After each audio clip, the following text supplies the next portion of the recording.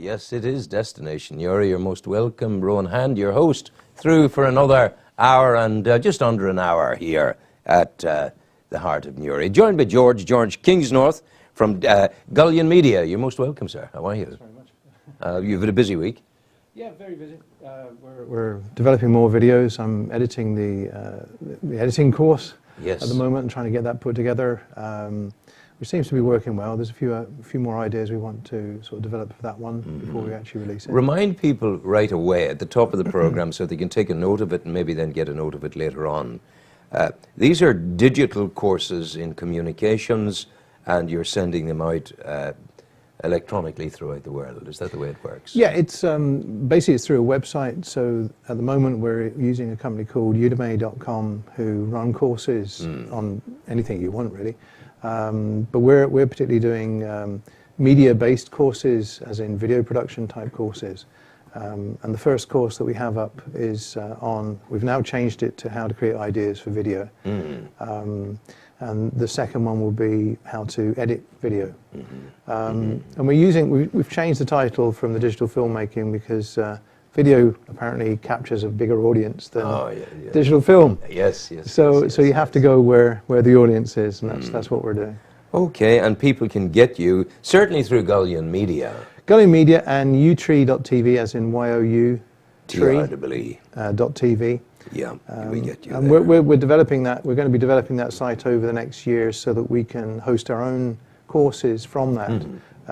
So that's a development that we hope to have by this time next year. George, a new camera this week. This is a stills camera. Well, yes? it's a stills and video camera. It's a large chip Canon. I'm giving my age away. In my day, you couldn't have such a thing. No, you couldn't. No, I mean digital SLRs have been around. I've had one for about 10 years. Yes. An old 300D, Canon 300D, which did me well. And then, I mean, literally every couple of years there's something new comes out. I tend to be a year behind most people, and that's done deliberately because you can cut costs quite considerably. Yes. So the company's just got a new camera, which is the Canon 70D, which is it's an APS chip. It's not the full frame chip that most people are looking for stills cameras. Yes. And the reason for that is that, well, one, it was cheaper to actually make the APS frame, but it's more suited for filmmaking because the size of the chip is the same size as 35mm film that you see at the cinema. And the way you have to look at it is, if I take your piece of paper, that's normally the frame. But the film through a stills camera runs that way. Yes. But through a cine camera, it runs that way. So the frame is about the same size as you'd expect on a film camera. Is it still the case that most people who are photographically artistic, that they just don't know about the technology? I think a lot of people are moving in that sort of direction. I mean, I was looking at. I've actually bought a new, well, it's not new, it's an old 40-year-old Nikon stills camera, which is a Nicomat, a very clunky looking camera. Yes. So I'm waiting for that. But when you put a roll of film through, if you've got about a meter of material, you've got about 36 frames. Yes. Once you've shot it, you'd process it for 40 minutes before you can actually do anything with it. And then you have to decide whether or not you want to mix up chemicals to create prints. And that could take, so trial and error, you could go through 30 or 40 prints before you get the right image. But digitally, the cameras now can go from about 100 ASA right through to 6400 ASA. And that's the ASA is the ability to grab the light. Yes, it's the sensitivity of, it was the sensitivity of the film, how much light it can take, how much time you need to expose the film. Now it's the sensitivity of the CMOS chip, which they tend to have in digital stills cameras. And the truth is that digitally you've got more flexibility. So you can actually, you can take images in a reasonably dull place that a film camera just couldn't go. People will, and you lead me into it, point and shoot. Yes. It's on auto. Yeah. The difference between auto and working it out yourself Yes, yeah. What is that difference qualitatively? You're relying on the camera to be able to do the focusing for you. Now, a lot of professionals do as well. They'll bracket shoot. They'll shoot a whole stream of images. But a lot of the crafting of the image is done in Photoshop now. So it's done after the actual taking of the image. For example, I went out and I shoot color images, but I process it into black and white in Photoshop. And that gives me the advantage that I can still play around with the reds, the greens, and the blues, depending on how much filtration I want to put into it before I turn it into a black and white image. And that can be the difference of having dark grass or light grass. Yes, of course. Depending on how much of the green you actually use, or the reds. So again, the craft comes in the judgments that you make in editing, which always, even in video production, the judgment comes in editing. Because you decide whether or not it's the flick of a hair, or a blink of an eye, or an expression on the face.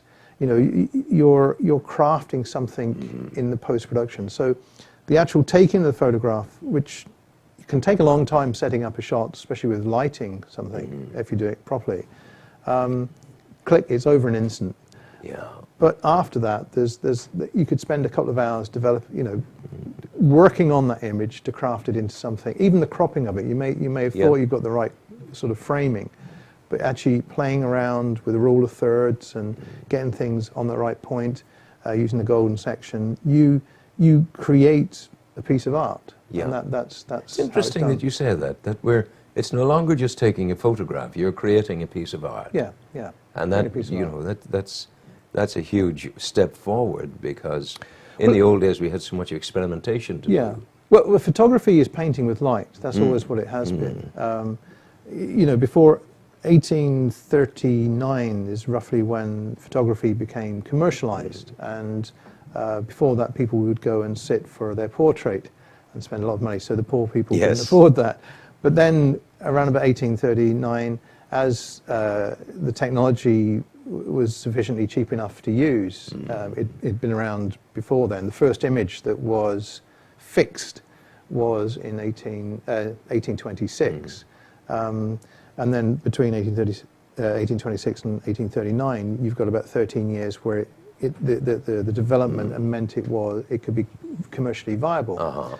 So people then would go in and sit and have their heads bracketed for these long exposures to have a photograph. Yes. So all the photography sort of came about. And I think that's actually important, because you start to see images of ordinary people, but again, almost kind of motionless, static. Yeah. But around about 1878, the film stock, believe it or not, the sensitivity of film was the equivalent to 500 ASA or 500 that was ISO. the top. That was a very fast film. Yes. So you could start getting shutter speeds of a 200th of a second up to a 1,000th of a second. So even back then they had their shutter speeds were very similar to what we were using when I was at college, up to about 1,000th of a second. Yeah. And that allowed people like Edward Muybridge to set up 24 cameras and film horses galloping. And that was part of a bet to find out whether or not do all the hooves of a horse actually lift off the ground. At one time. And they were able to prove that. Yeah. And then when he was showing his materials, they put together a sort of projector similar to what we would now use as overhead projectors. And he was able to play back those images and recreate movement. And that was literally the beginning of cinema. My goodness. So from the same origins, you've got photography and you've got cinema starting to develop. You see, once upon a time, I don't know if it still exists, but once upon a time, you had a thing called a camera club. Yes. And we had it in Newry, Yes, where people gathered and they took photographs together and they discussed their work. Yeah. But for the life of me, I don't know. I haven't seen an exhibition of Newry Camera Club in a very long time. That's quite interesting, because I've paid a visit to the Drogheda Photographic Society. They're huge. And they're actually very good. And I've been on one of their trips, and I'd highly recommend anybody that's into, actually joining. I think it's about 95 euros to join for the year. But they have, once a month, they have an outing where you go and actually spend 3 or 4 hours taking photographs. And then I think it's the first Wednesday of the month, they have a talk. to help people improve their photography. But it's all digital. It's all all gone digital. Yeah. But one of the things that I was thinking of doing, because my son Connor nominated me for a 5-day black and white image. How is that working? Well, that worked out well. I ended up doing 4 images per day, and I ended up taking 20 photographs. Now that was quite inspirational, because we mentioned that a roll of 35mm film would give you 36 exposures. Well, I was going out each day and taking roughly 36 photographs to get the 4. Yeah. You know, you're adjusting your framing. You're trying to crop the image as well to get the right kind of. You're looking at the way the light is striking objects. I mean, on the last day I was going out, I was doing macro photography, so I was getting really close. Yeah. And I using extension tubes on my 50mm lens. That allowed me to get in to about 3 or 4 inches. And so what I actually photographed a cobweb that had dewdrops on it. Yes. Okay? But when you're really in close, you've got these big, sort of almost planet-sized images looking and suspended on these cobwebs. And also, amazing. Also the dewdrop begins to act as a lens. It does. And you're seeing the world through the lens of the Absolutely. dewdrop. And it's like you've entered a totally different universe. But on the last day, I wanted to take some landscapes. I live on the side of Slieve Gullion. Facing west was a clear blue sky. Facing east, the clouds are coming in from the sea, so there was mist. The sun was just up. It was around about 10 o'clock, so you were getting some really long shadows. You were getting lots of little lens flare, really lovely sort of images that were I could actually take. That was the hardest day, because I probably took 50 images.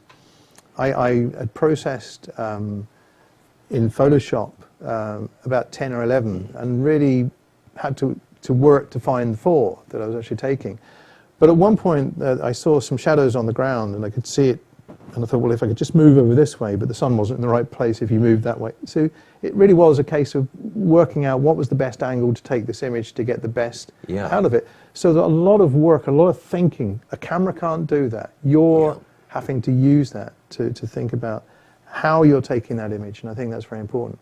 But what it started to inspire me for was that I suddenly realized that we see a lot of stuff on Photoshop. You talked about the photographic club. Yes. And you know, what is going on. We are seeing changes around Nuri on a rapid pace at times. And I was thinking that for 2015, in the beginning of January, of actually starting to take photographs every 1 day a week, taking photographs for the 52 weeks of the year, to catalogue and they'd be turned into black and white images. What is Nuri in 2015? And that hopefully the idea would be to go and talk to shopkeepers, like if across the road from here there's a barber shop. Yes, Kieran's he's been there since the Gormans. Gormans, yeah. He's been there since Adam was a boy. That's it. And Kieran's has photographs up there of the different ages. That's right. And we need to, I think, sort of catalogue. It doesn't have to be in colour, but I think a black and white photograph, the wonderful thing about a black and white photograph is it looks as though it was taken yesterday, even if it was taken 100 years ago. Yes, yes. Colour photography, the colours tend to fade, and you always can sort of say, well, that's from the 1970s, that's from the 1960s, because the quality of the colour that you're seeing. Even video, for some reason, the colour tends to degrade on it.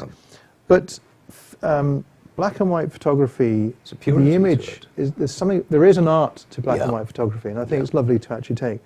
So again, I mean, what we can do is invite people next year to start thinking about taking photographs that could, highlight moments of time that represents Nuri in 2015, and have an exhibition that could maybe be the germination for a photo club. Well, that's what I was about to say. Yes, maybe this could be the moment of the resurgence of Nuri Camera Club. And I think the other thing is it's not about who owns it. It's about everybody owning it. Yes. Everybody coming together collectively to work on a potential project, giving a little bit here and giving a little bit there. And maybe that there'll be a resource for generations to come of this moment that everybody contributed to.